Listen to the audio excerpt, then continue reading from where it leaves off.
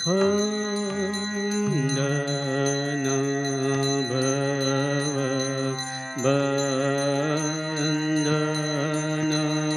जग वन्दन वन्दितो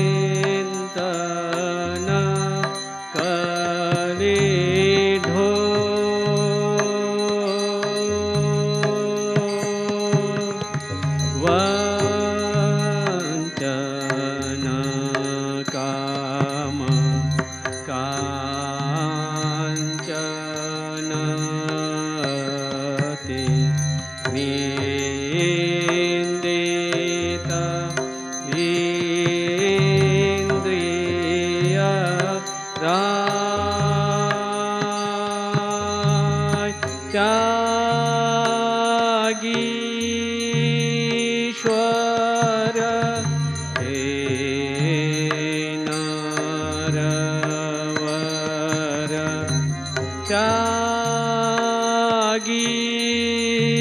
त्यागीश्वर हे नरवर देह पदे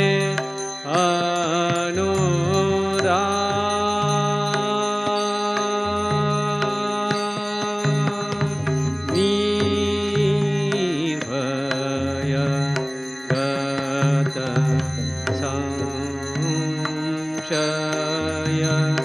दृढ निश्चय मानस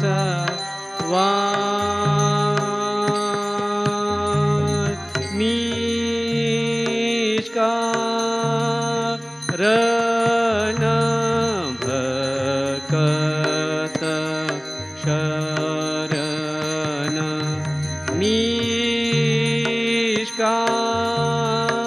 निष्कारण भक्त शरण त्याजी जाती कुलमा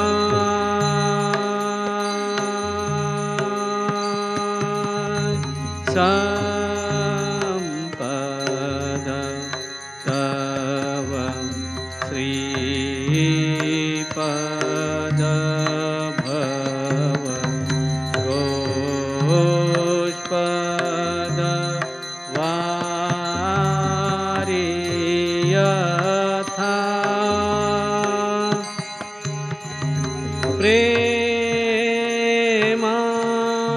प्रेमार्पण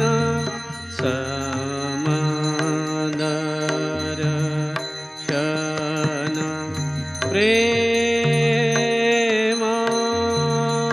प्रेमार्पण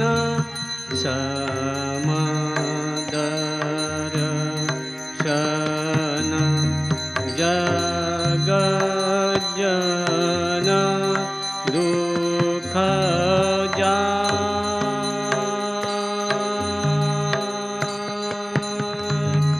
संपद तव श्रीपद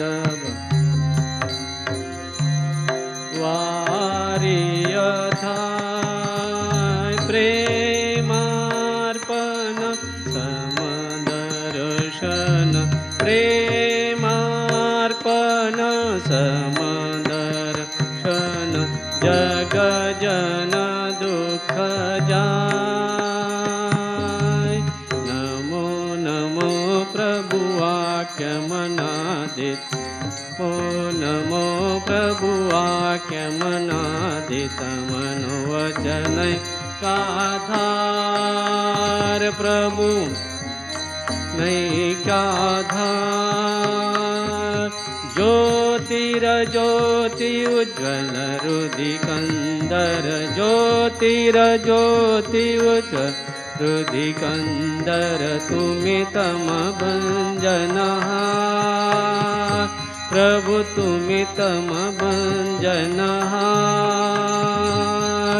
नमो नमो प्रभु वाक्य मनादित नमो नमो प्रभु वाक्य मनादित मनोवचन काधार प्रभु मनोवचन काधार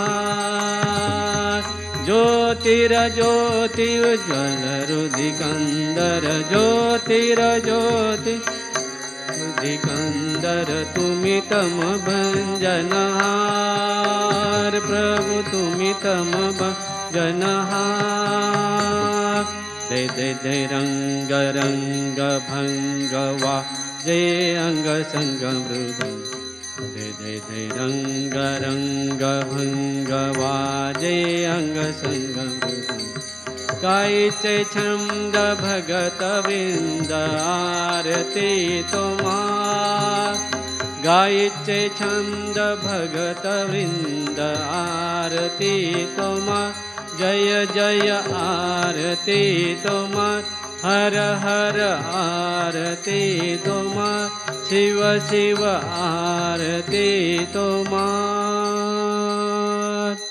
खंडन भव बंधन जगवंदन वंदितो माय। जय श्री गुरु महाराज जी की जय।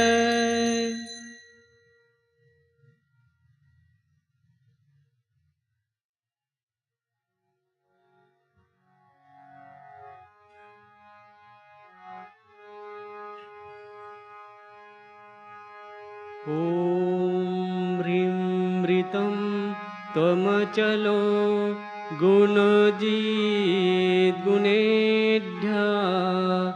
नक्तं दिवं सकरुणं तव पादपद्मं मोहं कषं बहुकृतं न भजे यतोऽहं तस्मात् त्वमेव शरणं मम दीनबन्धो।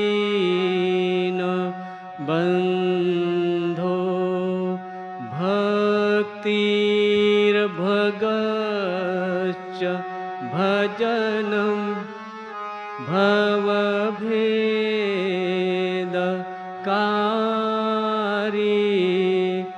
गच्छन्त्यलं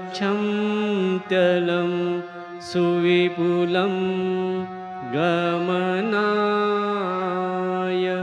तत्त्वं वक्रोद्धृतोऽपि हृदमे न च भाति किञ्चित् तस्मात् त्वमेव शरणं मम दीनबन्धो।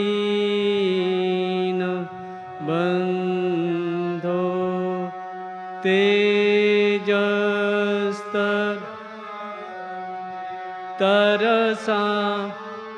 त्वयि तृप्ततृष्णा रागे कृते ऋतपथे त्वयि राम कृष्णे मर्त्यामृतं तव पदं मरणोन्विनाशं तस्मात् त्वमेव शरणं मम दीनबन्धो।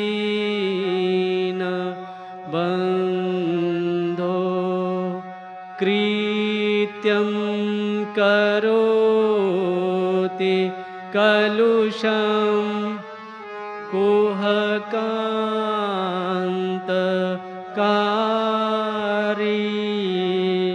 स्नान्तं शिवं सुविमलं तव नाम नाथ। यस्मादहं त्वशरणो जगदेकगम्य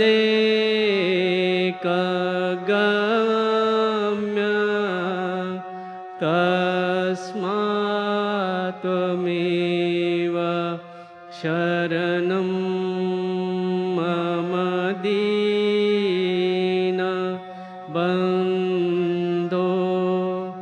ॐ स्थापकाय च धर्मस्य सर्वधर्मस्वरूपिणे स्वरूपिणे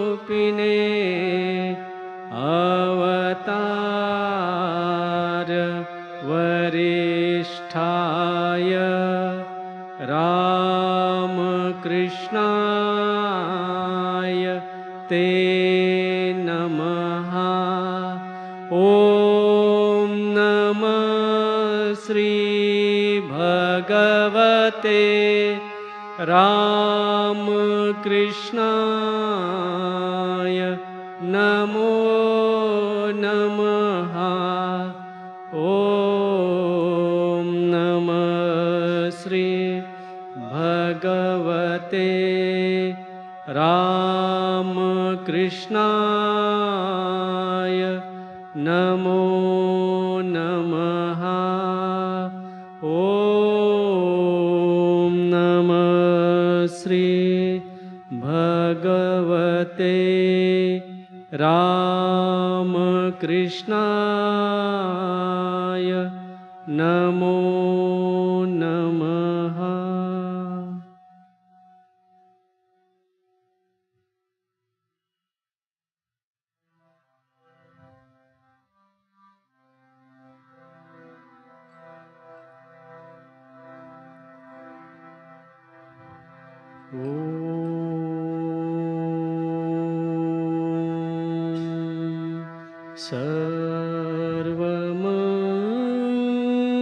सर्वमंगल मांगल्ये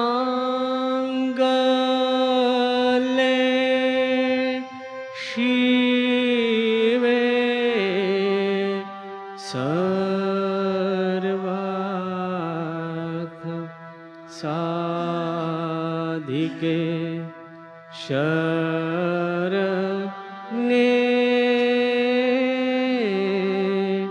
त्र्यंबके गौरी नारायणी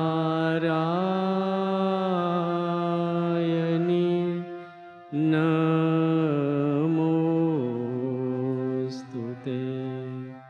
सृष्टि स्थिति विनाशाना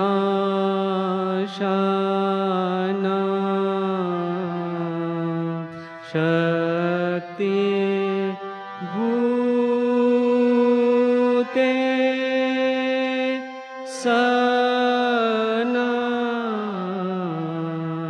सनातनी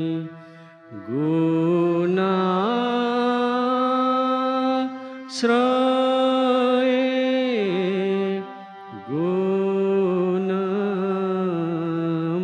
गुणमये नारायणी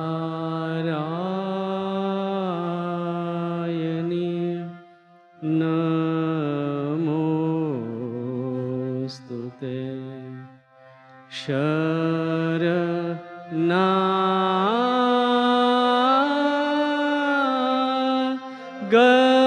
शरणागत दीनार्त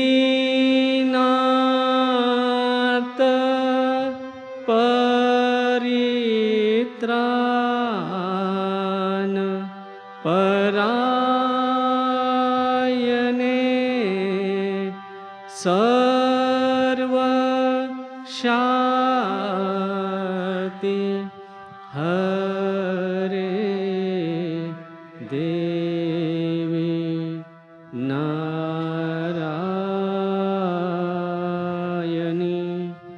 नमोस्तुते। जय नारायणी नमोस्तुते। जय नारायणी नमोस्तुते।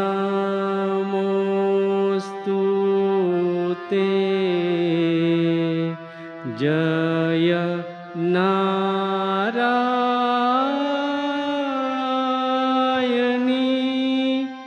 नमोस्तुते।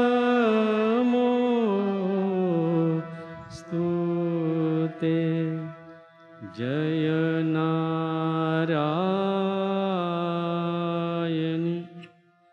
नमोस्तुते।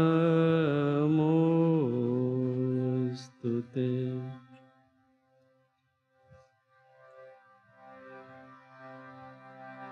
जय महामाई की जय।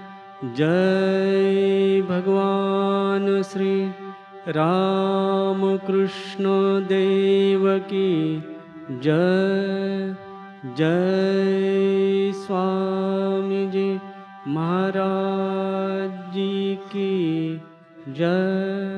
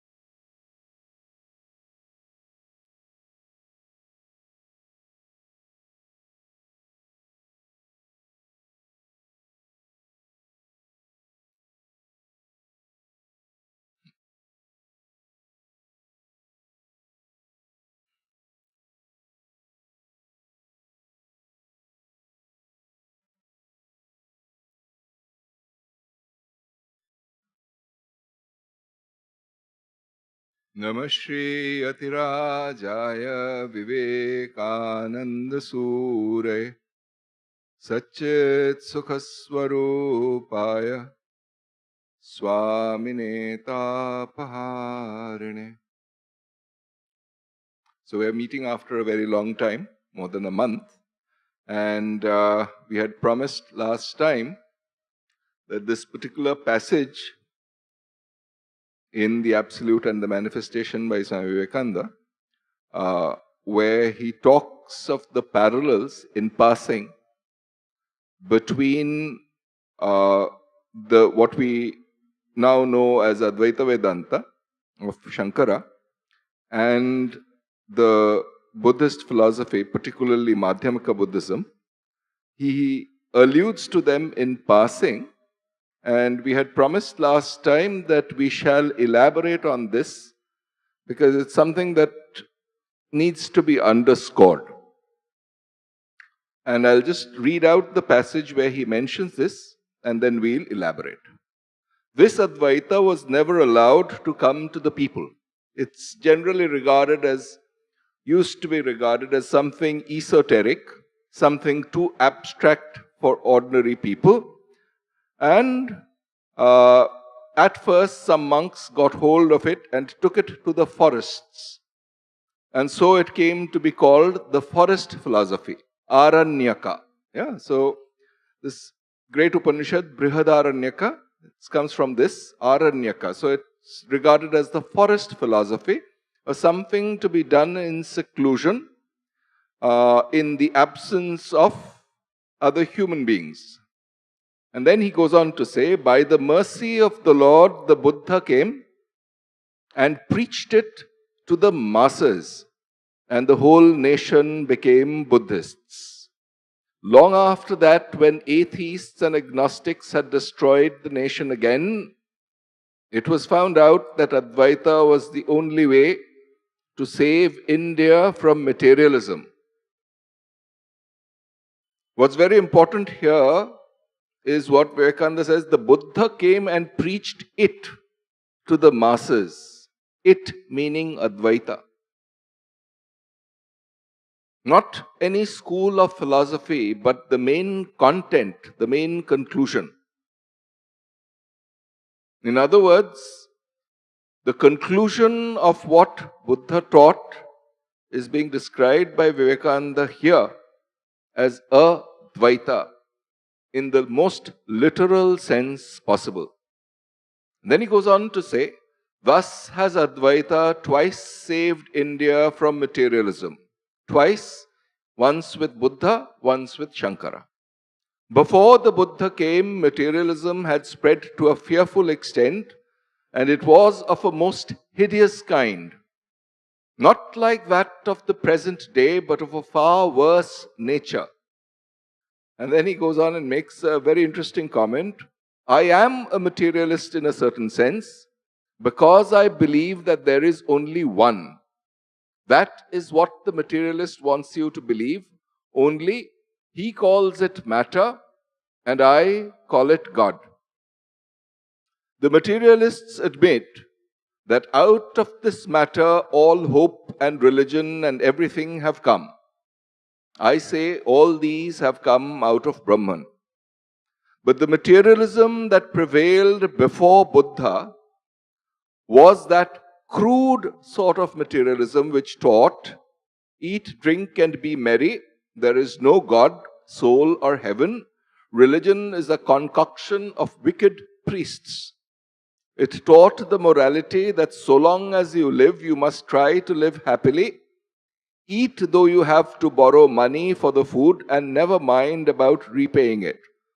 That was the old materialism, and that kind of philosophy spread so much that even today it has got the name of popular philosophy, Lokayata. Yeah? So what we popularly refer to as the Charvakas, they are technically known as the Lokayatikas or the populist philosophy. Yeah? Eat, drink and be merry, etc. And you can, so it's Yavad Jivet, Sukhe Jivet, Sukham Jivet, Rinam Kritva, Gritam Pivet. That's what they say. So even if you are, if you have to get into debt to enjoy this Gritam meaning ghee, you should go ahead and do it. This is the kind of materialism, complete hedonism that was being talked about there. Pleasure seeking as a philosophy of life. Buddha brought the Vedanta to light, gave it to the people and saved India. This is, it's very important here. What the Buddha brought the Vedanta to light, gave it to the people and saved India. In this day and age where we are caught up in labels of organized religion, it's very rare for somebody to make such a comment like this.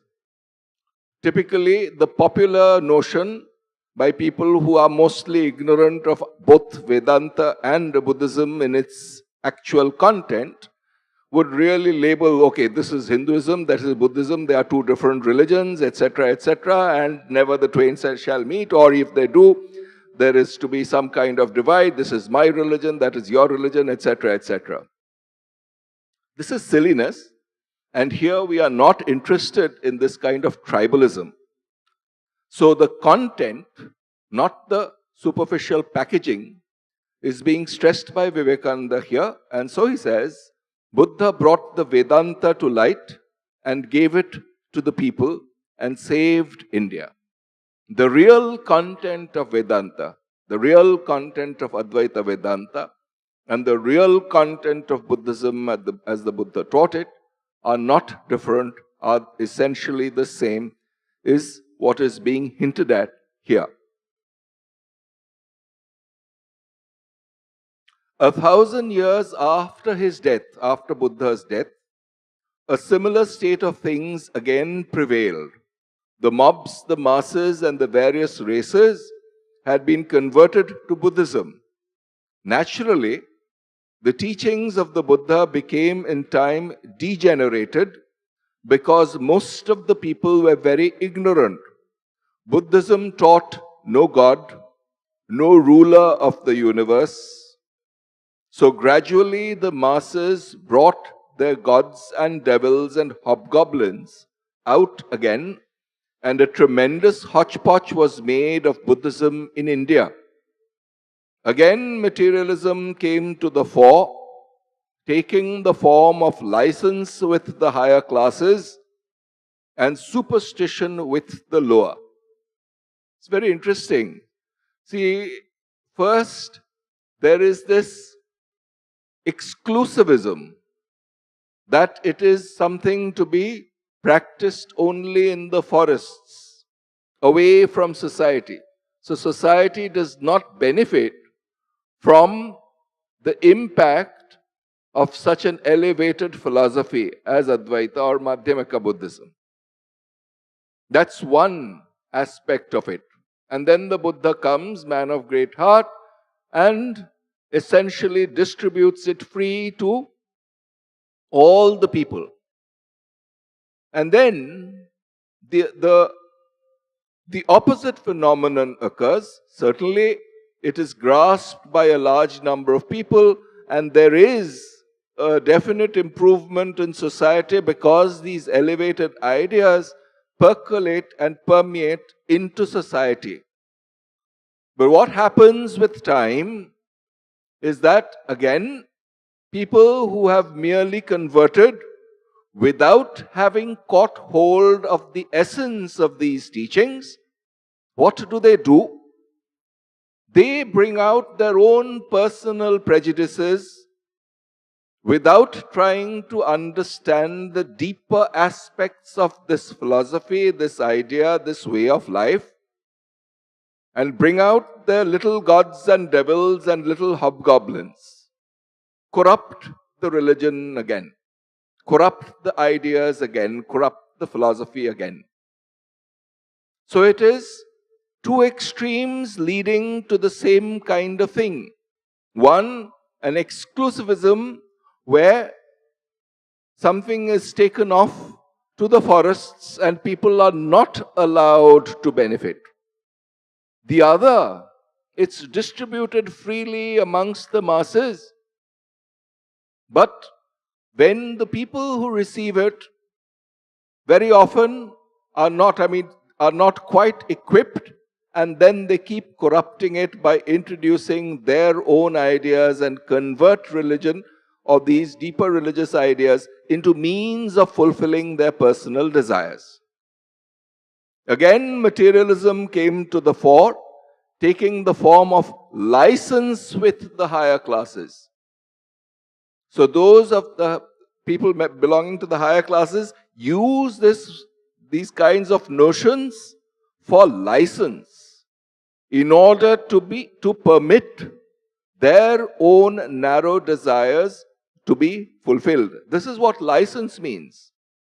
And superstition with the lower. Superstition here, in the first place, it's personal desires that corrupt the religion, desire for money, fame, and other sensory satisfactions, converting religion into a method of satisfying these desires. This is what is called license, driven by desire, where the fundamental tenet of Buddhism basically says, Sarvam dukkham. I mean, that's the first thing where, and what is the cause for that? Tanha, Trishna, desire. So a religion which is supposed to be based on renunciation and dispassion is now converted into a method of fulfilling base desires. This is corruption in a very extreme form. And it takes essentially politically powerful members of society. Politically does not mean belonging to a particular party, but it's essentially people who have power, use that power to suppress the real content of these ideas and convert it into a means of satisfying baser desires. And the other obverse is superstition with the lower. The lower classes meaning basically people who are deprived, so they are afraid. And this fear in day-to-day life is what gives rise to superstition. Looking up at the heavens at a God that might or might not exist, but the driving emotion is human fear. So either desire for baser things in the higher classes or fear amongst the lower. This is what corrupts. Then Shankaracharya arose and once more revivified the Vedanta philosophy. He made it a rationalistic philosophy. In the Upanishads, the arguments are often very obscure. By Buddha, the moral side of the philosophy was laid stress upon as a Dvaita. So we need to understand why he refers to these two great systems of thought, both as Advaita. And to do that, we need to understand the meaning of that word, Advaita, non-dual. It is not monistic, but non-dualistic. Yeah? So which means, what is the conclusion is, the conclusions of these philosophies is where the synthesis between the two needs to be sought. Before we get into that, it's probably important, particularly in here, I mean, we are listening to this under the aegis of the Ramakrishna Mission. It's important to hear this perhaps from Sri Ramakrishna himself. And there's a passage. This is Friday, April 9th, 1886, a few months before he passed away. It's profound both in its simplicity and depth. And Sri Ramakrishna says, do you know what Buddha means? It is to become one with Bodha. What is Bodha? Pure intelligence.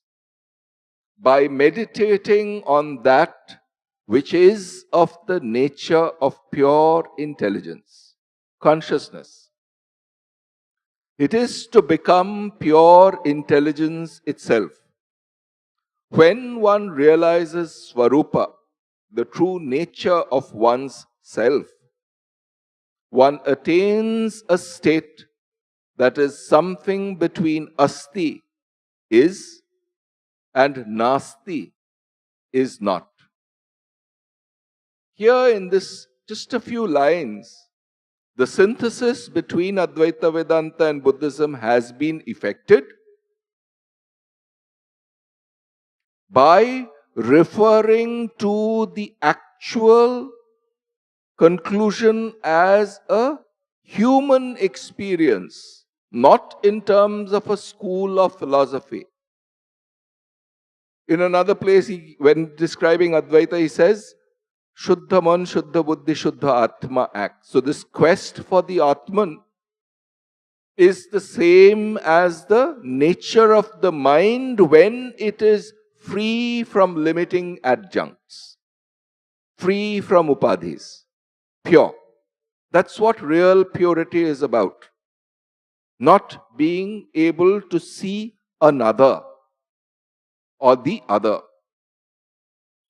And here, therefore, do you know what the Buddha means? It is to become one with Bodha, pure intelligence, Shuddha Chaitanya. Yeah? These are two different ways of describing mirror philosophies, essentially talking about the same thing in somewhat different language. Advaita Vedanta and Madhyamika Buddhism stress above everything else, the methodology is this analytical enquiry, inward directed analytical enquiry. In Vedanta, that is what is called vichara, and in Buddhism, the Buddhist meditation is exactly that. Analytical method, asking questions of oneself in order to arrive at the truth. And in both these, what is important is not narrative, not stories, but the truth arrived at through clear rational enquiry. Without any prejudice, without assuming some premise. Clear rational enquiry above everything else.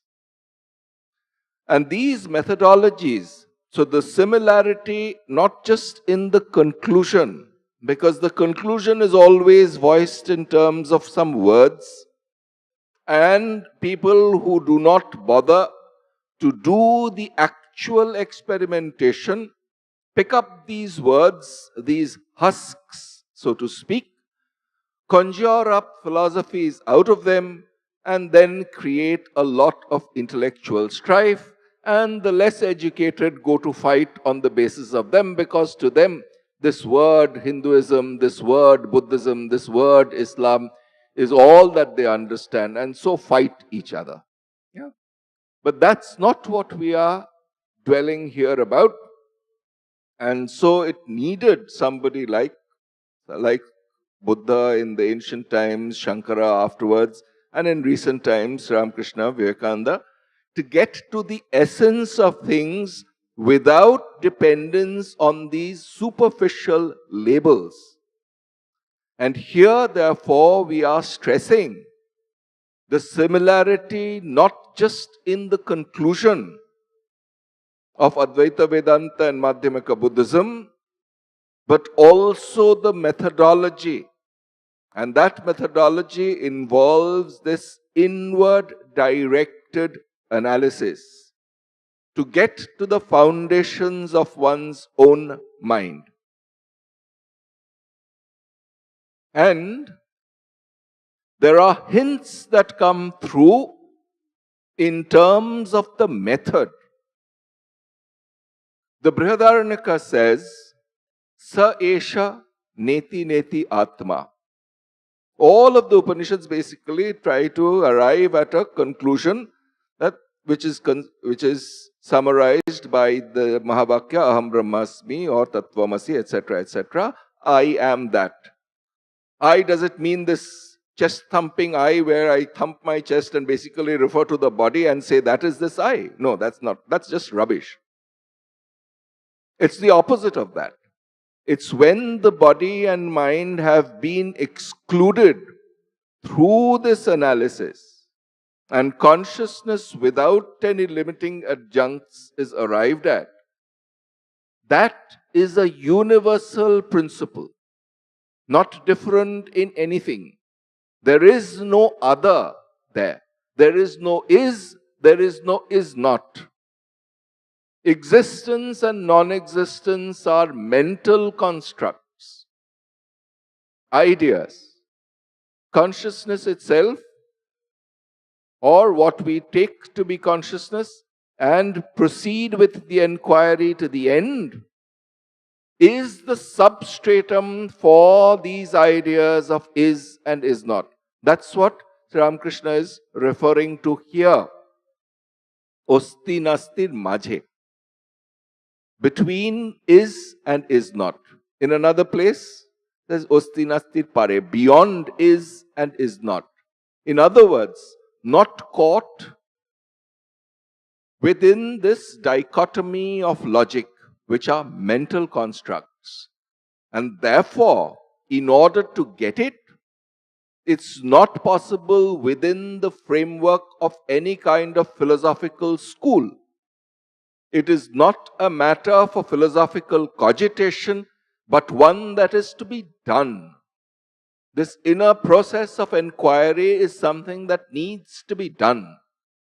Whether that is propounded in the form of a philosophy, whether that is propounded in the form of some kind of mentation, some kind of intellectual superstructure, not important. The real importance is this actual practice of inward directed analysis. What will fuel that? A desire to know the truth above everything else. This is what inquiry in Vedanta is about.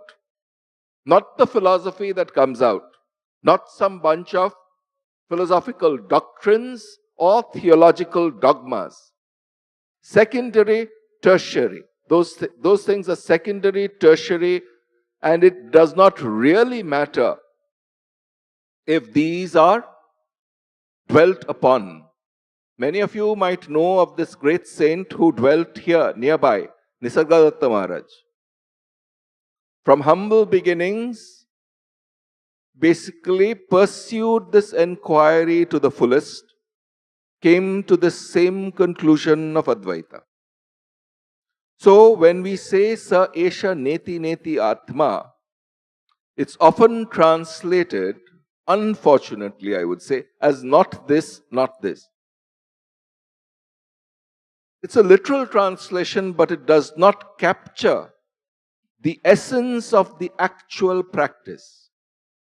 How about not just this, not just this, which means you look at the world and then when asked, is this true? And the answer comes, not just this, not just this, which means the mind is dissatisfied when it takes just the sense objects as real and wants to proceed further. What is the deeper reality behind all this? In other words, inquiry drives the mind. This that I see around me is not the truth. There is something deeper behind this. This dissatisfaction with formulaic answers is what leads the mind to this literal, this expression, not just this, something else, something more, something deeper. Yeah. In another place, Shankaracharya has this description, atah kim, atah kim. What next? What next? Which means that the mind wants to proceed deeper, wants to penetrate deeper into what common sense tells us reality is about. This quality of the mind is what is indicated by neti neti. Sa esha neti neti atma is not something that is supposed to be a formula. It's not supposed to be a theology or a doctrine. But it's supposed to indicate a quality of the mind which needs to be cultivated in order to penetrate through these appearances to something that is deeper and truer. So far this is the Brihadaranyaka Upanishad. No? Sa esha neti neti atma. Now let's go to Buddhism. There's this great sutra there, the Pragya Paramita Sutra, the cornerstone of Madhyamika Buddhism. And there the Buddha says, Iha Sariputra Sarvadharma Shunyata Lakshana Anutpanna Aniruddha Amala Avimala Anuna Aparipurnaha Tasmat Sariputra Shunyatayam Na Rupam Na Vedana Na Sangya Na Samskaraha Na Vijnanam. The echoes of, no wonder Vivekananda says that Buddha took Vedanta and gave it to the masses. The echoes of Advaita Vedanta as we know it today unmistakable. Let me translate that. Here, Sariputra, all things have the characteristic of emptiness. Shunyata is often translated as emptiness. Again, it's a word and it should be understood appropriately. No arising, no ceasing, no purity, no impurity, no deficiency, no completeness. Therefore, Sariputra, in emptiness, there is no form, no feeling, no perception, no volitional processes, no individuated consciousness. Na samskara, na vijnanam. This is the Pragyaparamita Sutra. And now come to Shankara.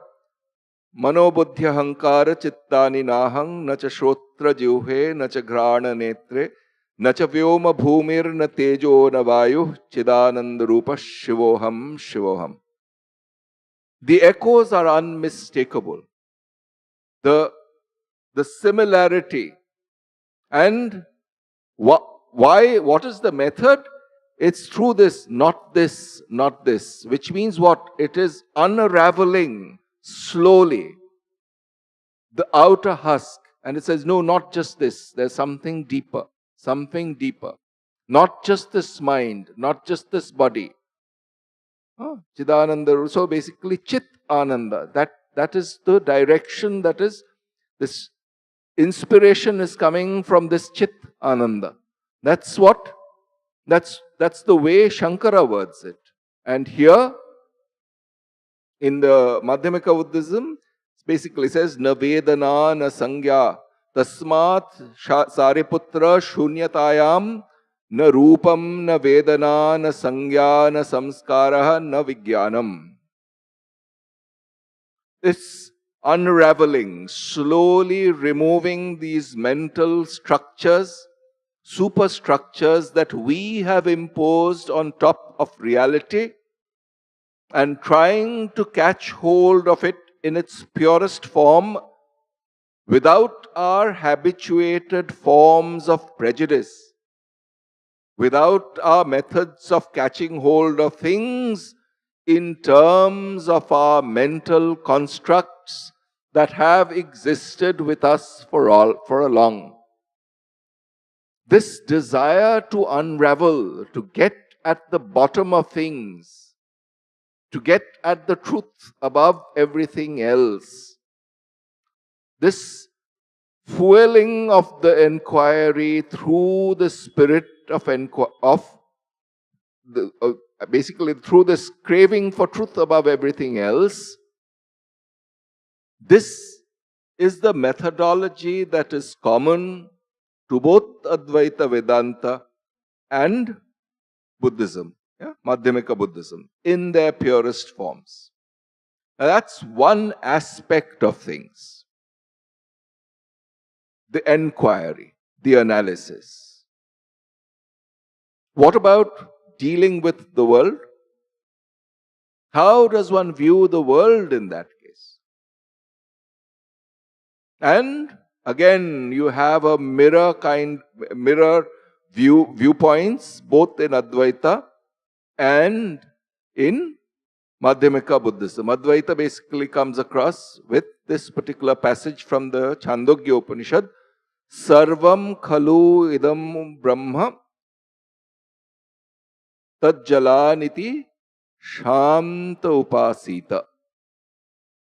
Most important here is Sarvam Khalvidam Brahma, which means all this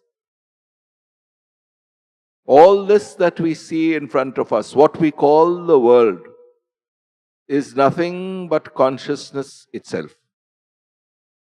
That means that the mind has become inward directed to the point where one understands that what we see as the world, behind that is the spark of consciousness, which is what is lighting up the world. What we call the world and take it for granted is not what it is about. But this inward directed enquiry goes to the locus within ourselves, from which the notion of the world springs forth. And that point is consciousness itself, our consciousness itself. And this world, therefore, in that particular sense, is floating in our consciousness. Yours, mine, anybody's. There is no you, there is no me. It's this consciousness, the conscious principle, is what lights up the world. So the world is not different, but floats on this particular reality that is consciousness. That's the point of view from the point of view of Advaita Vedanta. What about Madhyamika Buddhism? There is this doctrine of Pratitya Samutpada, which means interdependence of all things. Buddhism, perhaps more than any other world religion, has preached compassion, non-violence. Why? And this is the fundamental doctrine. The Advaita Vedantic reason is because the other is not there. It is my consciousness and your consciousness which is the same. Therefore, when we hurt another, we are hurting ourselves. And our natural response towards ourselves is not one of violence. Forgetting the Atman, sa atmaghav vinihanti asatgrahat. That is the real violence. And so when we see another as another and create violence, what we are doing is we are being untrue to our core aspiration. And therefore, when people in the name of religions fight, what they are being above everything else is dishonest. Because they are being dishonest to the core principle of any of these religions. They have sacrificed the core for the social construct, which at a certain level is mere tribalism. It's the same thing that inspires animals to hang together in groups and fight with other groups. Nothing more. It's materialism, nothing else. And the dishonesty is to plaster this violence, which is the part of our animal nature, through these organized religious constructs. So that's not what this is about. Here, this Pratitya Samutpada, interdependence of all beings, this was an aside on how compassion is something that comes forth through this doctrine of Pratitya Samutpada in Madhyamika Buddhism. All things are dependent on each other. Their practice basically, suppose you see this table. This table is supposed to be, there's a cloth on top, there is wood underneath.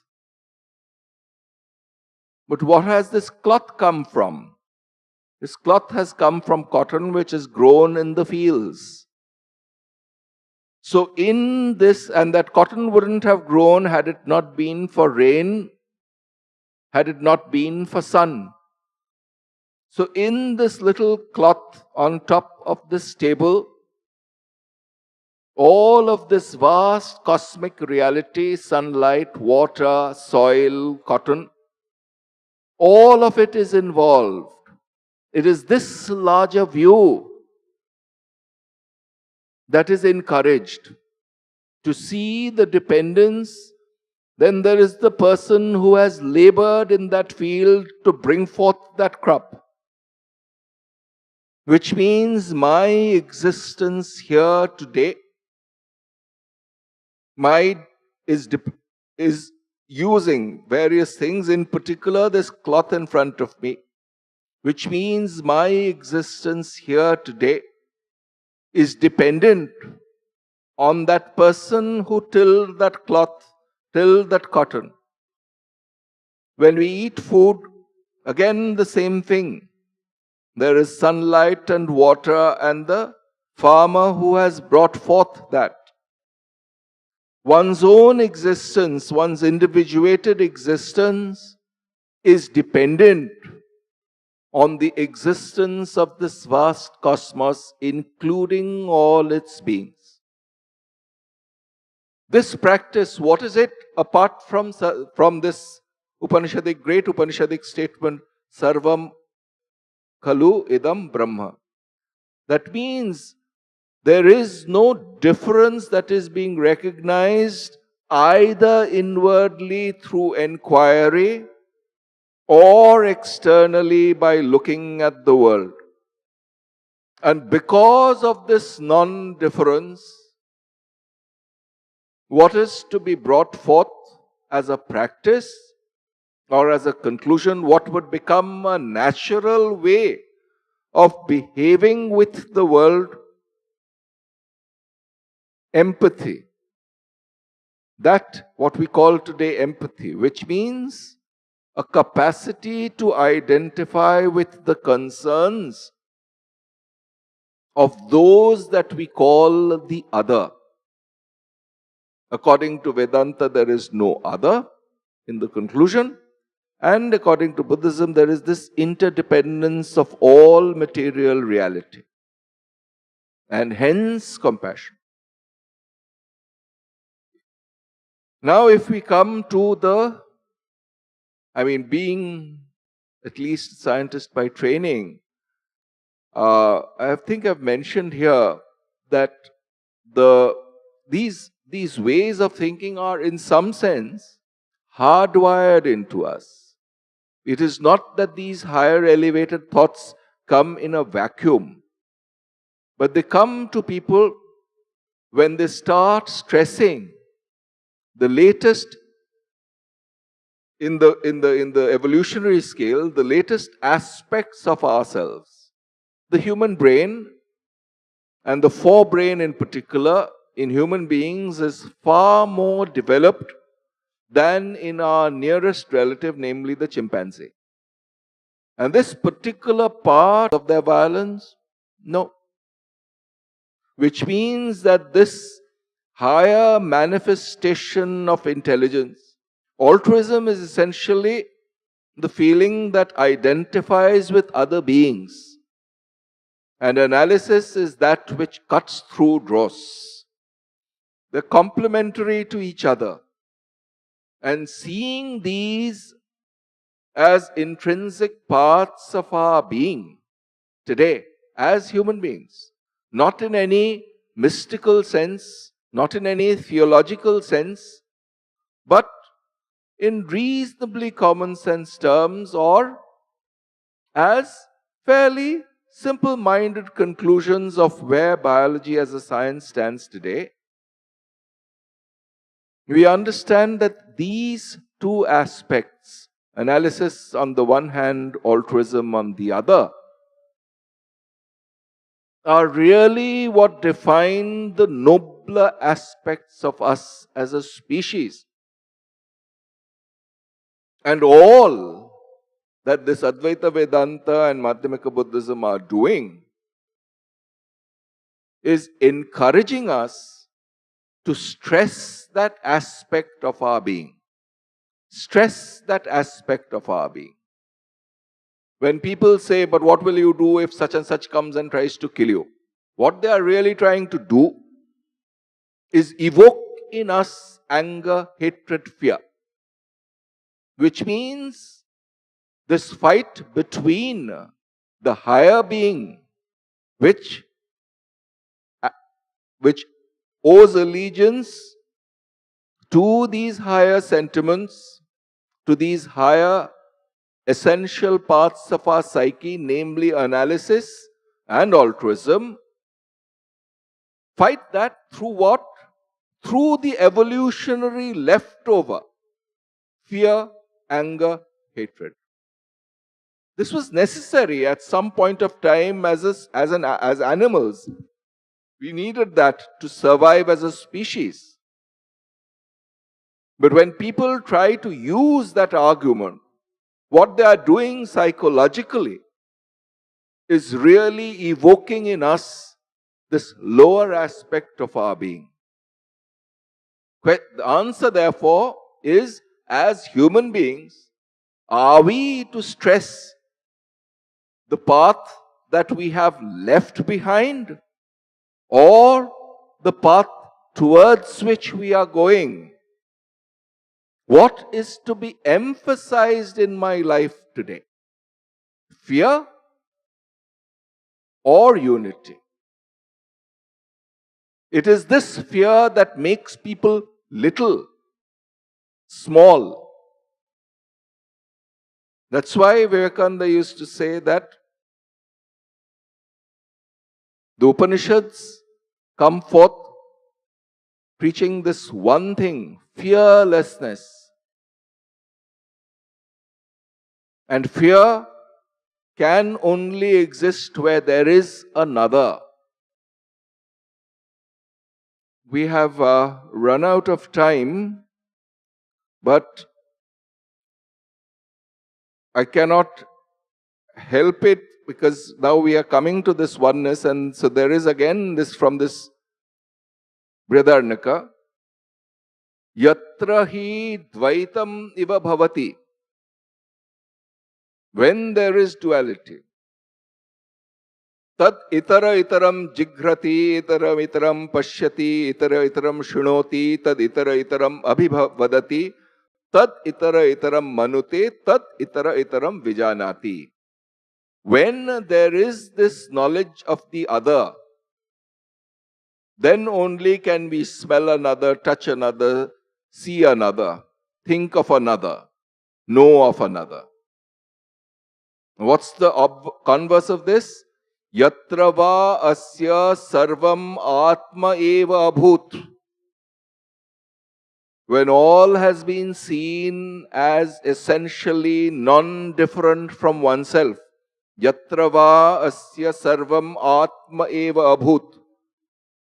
Tat kenakam jigret, kenakam pashyet, tat kenakam shinuyat, tat kenakam abhivadet, tat kenakam manvita, tat kenakam vijaniyat.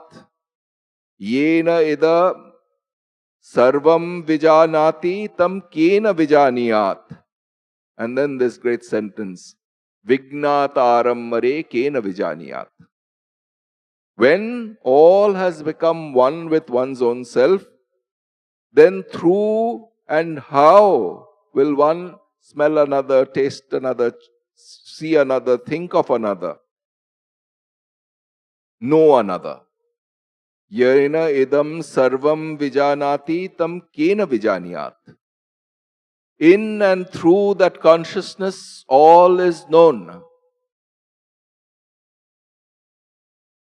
In and through that consciousness, all is known. How indeed are we to know that? Vignataramare kena vijaniyat. So here actually this process of inquiry and this unification of all experience are synthesized. This compassion and analysis are unified. Why? Because when one does not see another, there is no anger, no fear, no hatred. There is this oneness. And how does one get to that? Through analysis. Well, very often we say that no, this analysis is something too abstract. We are not capable of doing it. No, we are not. That's a complete falsehood. Each of us is aware of the world at every instant. Are we not? Can we not just focus on that piece of awareness? In other words, as Vivekananda says, and as the Buddhists say in the practice of mindfulness, when you're walking, walk. When you're eating, eat. That's it. That's all it takes. Doing whatever one is doing with full attention and consciousness, full awareness. That is all it takes. Then the taste starts developing, that being aware of oneself and the world around us at every instant is the practice of this inquiry, is the practice of this compassion. Then we do not get caught by the leftovers of evolution in terms of anger, fear, hatred. This is a psychological process. So when somebody says, but what are you going to do when somebody else comes along and beats you? And you say, that's an abstract conception right now. Am I going to waste my time and attention at this moment fearing what will happen in the future? Is that my job at this moment? Clearly not. So why should I waste my time and energy?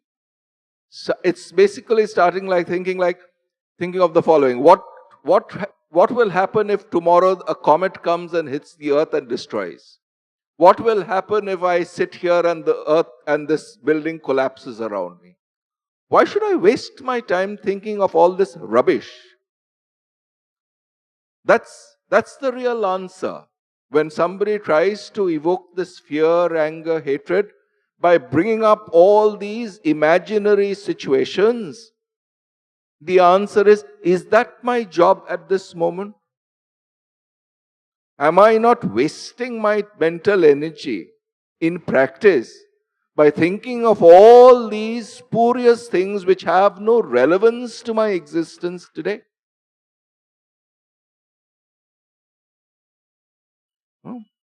So let's pause here, and basically this was the passage.